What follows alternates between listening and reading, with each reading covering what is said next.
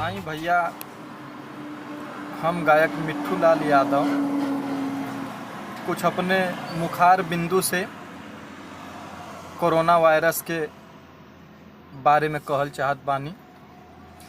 अरे देशवा पे संकट बड़ी यार आइल बा हो, कोरोना से सबही लाचार भइल बा हो, कोरोना से सबही लाचार भइल बा हो। हाँ, शहर छोड़ के आवत बाटे सब लोग गाँव में हो, शहर छोड़ के आवत बाटे सब लोग गाँव में। अरे रहे स्कूल में केहू पेड़वा के छाँव में, रहे स्कूल में केहू पेड़वा के छाँव में।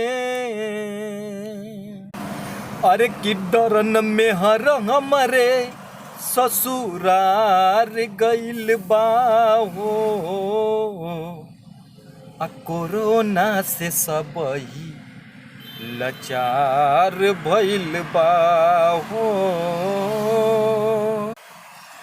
हाँ, कुल परदेसियन के बुरा भइल हाल बा,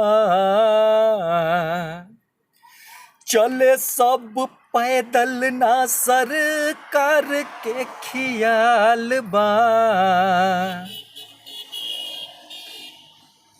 अरे मिट्ठू लाल कैसे घर दुआर जइबा हो,